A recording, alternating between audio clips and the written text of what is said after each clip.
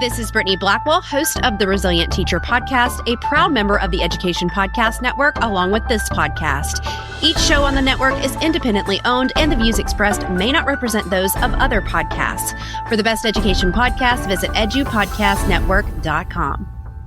Hey, welcome back. Steve here, and today I'm talking with Linda Stewart Henley. She is an award-winning novelist, and our focus today is her most recent novel, Kate's War. And it's set in World War II at the beginning of the war. It's engaging, inspiring, great characters. You're going to love this read. Thanks for listening. Oh, by the way, before you go, it'd be so cool if you took time to help out the podcast. Well, there's a couple different ways you can help it out. One way is to tell a friend and share the links. That's cool. Another way would be to go to my website and leave a review and subscribe. And how about this one? You could click on the link on my website homepage to buy me a coffee. You click there, and by doing this, you could donate $1 or $2 to help me address the costs associated with producing the podcast. What do you think? You are awesome. Enjoy the show. Kate is, well, of course, she's the main character. She's 20 years old, and she wants to leave home and start her own life. She wants to have a singing career. So she's very upset when war is declared on September 3rd, 1939, England against Germany. It's the Education Podcast, your favorite show, with lots of groovy guests and they share what they know. So crank it up to 10 and let your neighbors know that here's another show with Dr. Steve Milletto. Teaching, learning, leading, K-12. Teaching, learning, leading, K-12. Teaching, learning, leading, K-12. With Dr. Steve Milletto. Linda Stewart Henley is an award-winning novelist, accomplished artist, and a retired college administrator. Kate's War, her third novel, is being released in April 2024 by She Writes Press. Her first two novels, Estelle and Waterbury Winter, each won awards. Her hobbies and interests include gardening and painting. She enjoys painting native wildflowers and landscapes in watercolor. She was born in the UK and moved to the US when she was 16. She now lives in the Pacific Northwest with her husband. She has 2 children and 2 grandchildren. Our focus today is Linda's novel, Kate's War. Linda, thanks so much for being on the show, and say hi to everyone. Well, hello, Stephen, and thank you so much for inviting me. Well, glad you're here. And our focus today is your book, Kate's War. But before we do that, let's talk about you as a painter. Could you share your style and focus and what you like about painting? Well, thanks for asking this. Usually I just get asked about the book, but the painting is really relaxing for me. Writing is not. So I could say that if you ask me what is good about painting for me, it's just that exactly that. I can sit with a flower, and I usually paint on location. So I'm sitting beside a flower, painting it. Native flowers, not garden flowers. And I think what I also like about painting is the fact that my paintings aren't very large. Watercolor take maybe 2 hours. So after 2 hours, I actually have a product, unlike a book, which takes years to create. Understand. So, ever been bothered by bees while you're painting the wildflowers? Well, sometimes I have to take insect repellent because you really can't paint if you've got mosquitoes biting you. Yeah, that would be like that. That would be rough with mosquitoes bothering you. So, good stuff. Well, that's cool. I was wondering if it was more relaxing to you than the writing. That's actually something I was wondering if you might talk about. So, I appreciate you saying that. So, but good stuff. Yeah. So let's take another minute, if you could, to share a little bit about your previous award-winning novels. You had Estelle and Waterbury Winter. So what are they about? Well, the common thread with all my books, actually, all 3 now, is if you want to put this in more highfalutin terms, of the restorative value of art. Okay, so in the first 2, it really is about painting, and the last one, this Kate's War, is about music. But Estelle is about the painter Edgar Degas when he lived in New Orleans for 5 months. A lot of people don't know that he did that. He had French Creole relatives who lived there, and they invited him to come and stay with them. So he went there for 5 months in 1872 to 1873. It was before he was famous. So he had some doubts about himself and his ability. And then actually, while he was there, he ended up painting a scene in New Orleans, his family's cotton office, and it became a big success and ensured his reputation. So that's Estelle. Waterbury Winter is quite different. It's set in Waterbury, Connecticut. It's about a 45-year-old artist who's lost his way. It's how he finds his way back to painting and overcomes many obstacles, including drinking. Gotcha. So very cool. Well, congrats on the success with these two books as well. That is awesome. So, all right. So we're going to shift to Kate's War, and it's historical fiction. Could you talk about the setting and its focus, and also make sure you tell us who Kate is? Of course. Kate is, well, of course, she's the main character. She's 20 years old, and she wants to leave home and start her own life. She wants to have a singing career. So she's very upset when war is declared on September 3rd, 1939, England against Germany. She lives in England in a small town 9 miles south of the center of London. So she and her family are very nervous about the prospect of war, bombing, all that. And so she has to abandon her plans for singing and stay home and just get along with everyone else and prepare for war. So that's really the setting, south of London, 1939. It's also, the whole story takes place during the first year of the war, before the Blitz. It's how people prepared for the war during that first year. Gotcha. So your novel reflects how a family struggled, at the onset of World War II, but they mustered a strength and perseverance to find love and to sacrifice for others. Could you take us a little deeper into that need for strength and perseverance? Yes. Well, of course, the Brits are known, it's a bit stereotypical, but known for their stiff upper lip. But they actually really did manage very well with all the stress and anxiety of impending war and invasion by the Germans. They really did think that Germany was going to invade. I mean, after all, Germany invaded other countries, so they fully expected it, and they were told to expect it. So they had to just manage the best way they could to prepare. But as my father said to me, he said, what everybody did during that time was they simply put their lives on hold. They had to, because the war just superseded everything else they were trying to do. And I think that's what the Brits managed to do. Everybody was involved in the war. It wasn't like in this country where, even though we were at war, people's lives weren't touched as directly as people's lives were touched in England. In England, you couldn't avoid it. So people just had to hang in there and do what they could. Gotcha. One of the things that, and especially with the idea of thinking about an impending invasion, and that was a constant threat during the whole time, as the bombing takes place, and then the threat of the rocket later in the war, and I can only imagine what that did for the mindset of people, especially when you talked about putting your life on hold. Just you have to get on with it later. So tell us a little bit about this. What role does, your work is historical fiction. I mean, what role does historical fiction play in keeping events of the past alive? Well, if people write about something, especially if they make it fiction rather than just a statement of facts, it does bring a historical time alive, if it's well done, obviously. So I think that's one of the values of historical fiction. It can keep the past alive. It can also introduce little-known things that would be lost. And that's one of the reasons I wrote Kate's War, is because there's an event that I'm sure we'll talk about later that I don't want to tell too much about because it's a spoiler.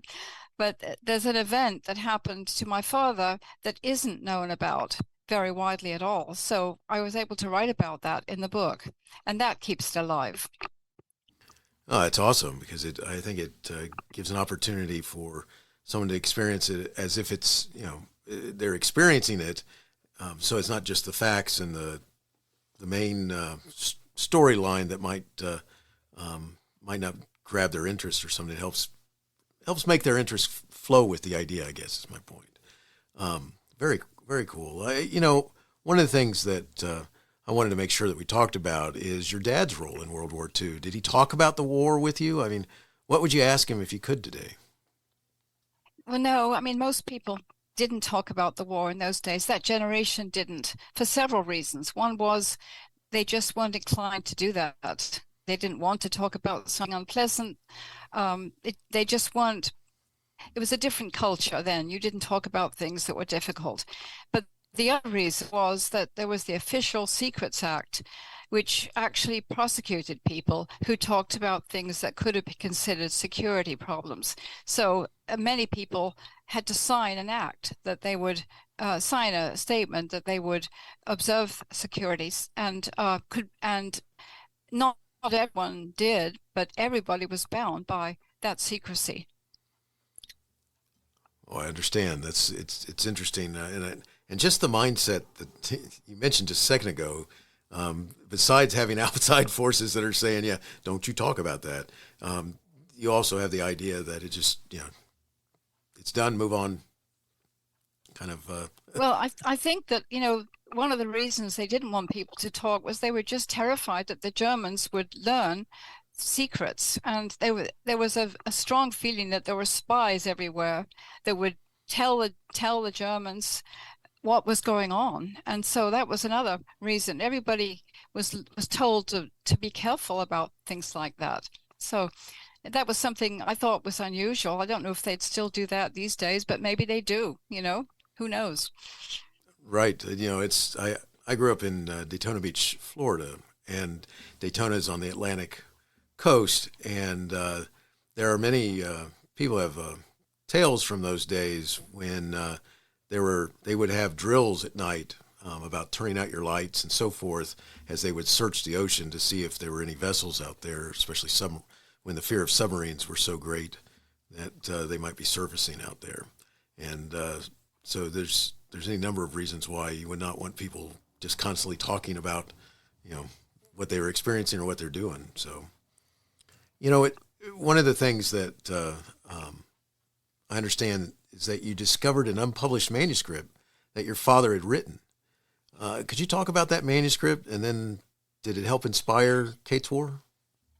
Well, the manuscript did inspire me. That's one of the reasons I wrote the book. It was actually a memoir that he wrote, but it was just something he wrote for the family. It wasn't something he was going to publish.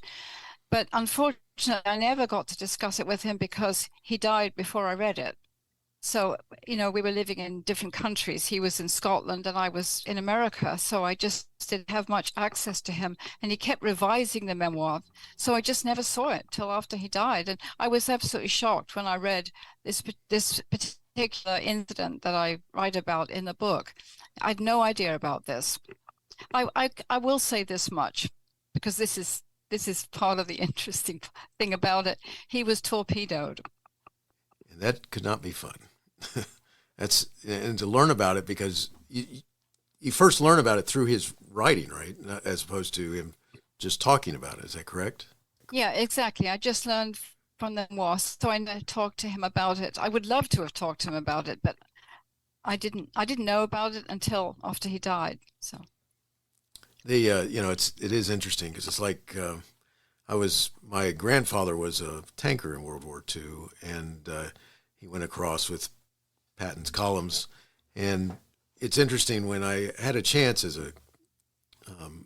after he died, I've had access to letters that he had written to his wife from over there. And one of the things that was interesting was the amount of redaction that they did, where there'd be parts of the letter just gone. They could cut it out and or black out, draw black lines through things that he wasn't supposed to be talking about, I guess. And a big part of that, obviously, was that they were moving across Europe, and the idea was not to give anything away, might tell where their location was or anything like that.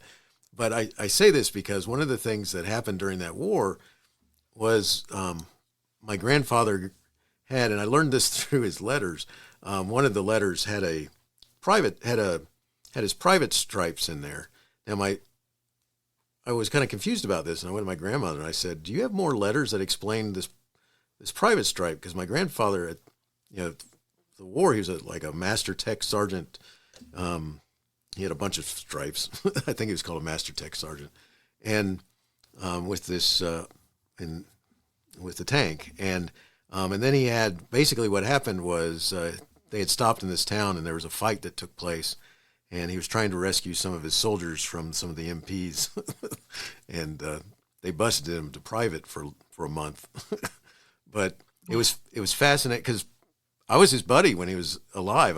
Everywhere he went. But he never talked about the war either, and it was there interesting. you are. There you have it. Yeah.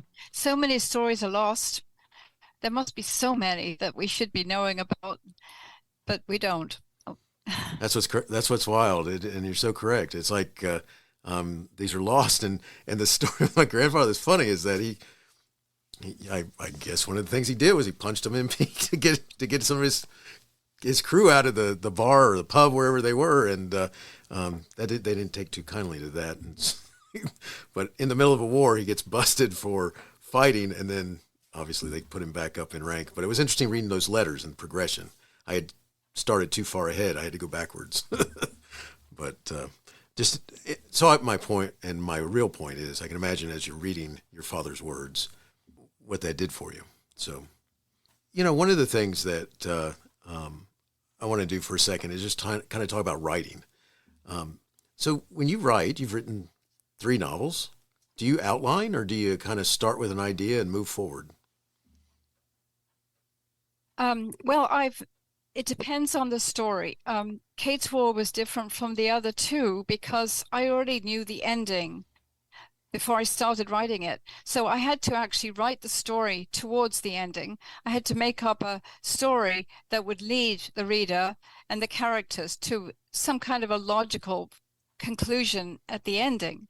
So that was different. The other 2, I didn't really outline them, but Estelle, because it was historical fiction, one of the things that historical fiction helps you do is follow the historical events. And I had a very good resource, a catalog that was produced by the New Orleans Museum of Art, actually, that very carefully went into all the details of de Gaulle's life during his time in New Orleans. So it was only 5 months. So I kept scrupulously to those dates. The other one, Waterbury Winter, that was just so freeing because I didn't have to worry about dates or getting anything wrong. I just made it up. So that just went along as it did. It just flowed in its own way. That's excellent. It's interesting to hear how different people do writing differently. So, and even within your own writing, you chose to do it differently depending on the topics. I like that. One of the things I got to ask you is, so how'd you create your characters? I mean, I know you're taking events from what happened during the time, but how did you create the characters that you create the story around? Well, it's the job of any novelist to create an interesting character. You have to try and create a character that has a problem, and then they have to try to solve the problem, and then they fail at solving the problem, and then they have another problem, and then they overcome it and they get it. That's what you do to keep it interesting, so that you really have an arc, a character arc. So I had to start somewhere with each character, usually at a low point, and then things got worse, and then in the end they got a little bit better. My stories aren't exactly riding away into the sunset happy endings. They're a little bit more nuanced than that. Like the end of Kate's War, for example, ends with the Blitz. And so, what do you expect from that? All you know is that people are going to expect more trouble ahead, but they're prepared for it. They've overcome certain things in order to be ready for the war and to accept the consequences. So that's all I can say about that. No, that's good. That's it's one of the things that I think when you think about, first of all, when you're talking about there's going to be trouble and more trouble, that's most definitely to keep it interesting. And then to end on as the Blitz is coming, there's a couple of things. One, you leave it to their imagination to figure out, to fill in the gaps, or there's another chapter coming or another novel coming. Any thoughts about continuing with Kate? Yeah, there's no novel without trouble, really. Right. It's supposed to be like life, you know. Oh, I understand that. I understand that completely. So is there any thoughts about continuing on after, during the Blitz and all? You Yes. mean following up with this particular story? Yes, a following sequel up. or something? Yes, exactly. Oh no, I'm not going to do a sequel to Kate's War. No, I haven't got any sequel. None of my books are like that. They're all standalone. I like to have a new subject and a new problem. That's cool. I was just curious because another way of when you end when there's something big about to happen is that so stay tuned, same next time, that type of thing, but not here. So that's neat. Okay, all right. So one more how you write question here. I got so how do you get past a blank page? How do you start? Well, sometimes you don't really know what you're going to write next. So rather than sitting there laboring or drinking heavily, which I think some writers have done, I just shut down the computer and go and do something else. And then if I come back, I might actually, they talk about walking your muse. If you walk, you can get ideas. And that sometimes happens. You just take a break, go do something different, and then all of a sudden, I know what I'm going to do now. I know what's going to come next. That's how I manage it. That's awesome. Yep. One of the things that comes out of reading a book like yours, Kate's War, is why do you think there's a fascination with World War II for novels? Well, I think people like World War II partly because it was a war, unlike some, where it was the bad guys against the good guys, and the good guys won. I think that's part of it. Oh, that makes perfect sense. Makes perfect sense. I think you are correct. It makes for a great subject. Linda, we're getting close to finishing up, and I wanted to find out from you if someone wanted to follow up and connect or learn more. Where would you send them? Oh, thanks for asking that. Well, I have a website, www.lindastewarthenleyauthor.com. I'm on Facebook. You can find me with the same name. If you read my emails, if you look at my website, you will find a page where I have newsletters, which gives more information about the facts behind my story.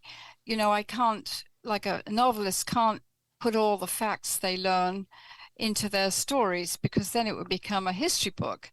So it doesn't mean that you haven't done your research. You have to have done the research. So my newsletters that are on my website tell some of the interesting things that I wasn't able to put in the book. And so you can get that. And then you can also find my email address there if you want.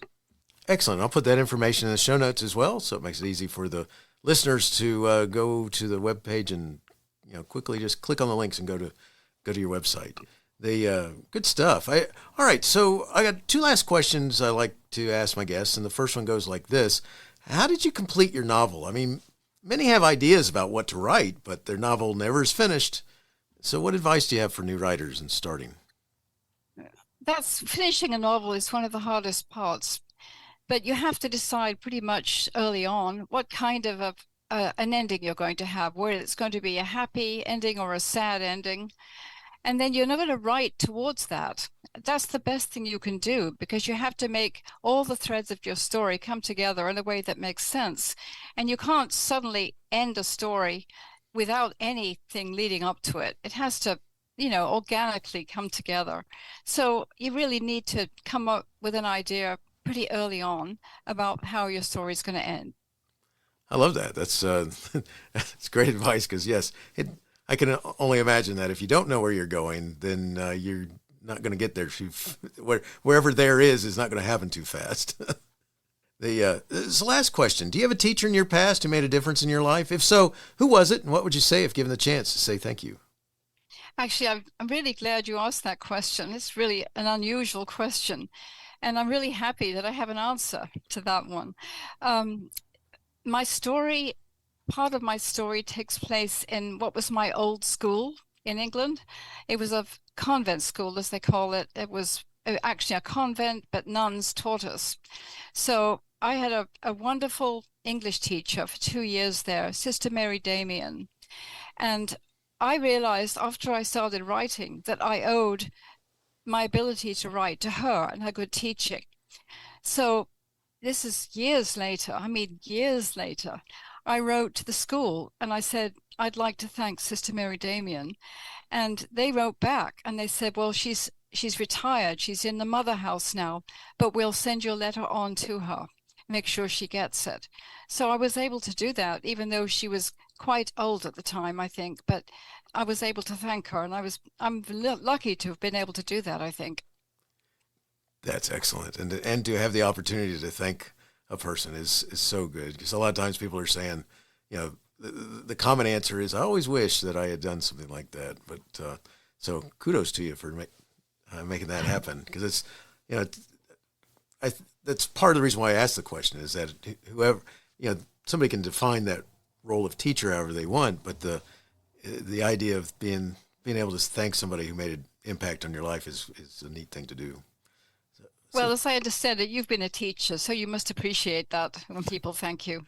I do. It's neat. It's really neat especially when you're not even expecting it, and you run into either somebody someplace totally out of the blue, or you get something. And with today, with emails and stuff like that, people following you that way, it's pretty cool to find that. But good stuff.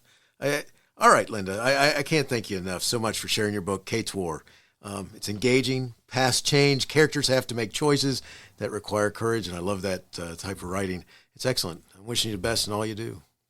Thank you very much. Thank you for having me. Hey, you have been listening to Teaching, Learning, Leading K-12, a podcast to help you help kids achieve their dreams. Teaching, Learning, Leading K-12 is a member of the Education Podcast Network.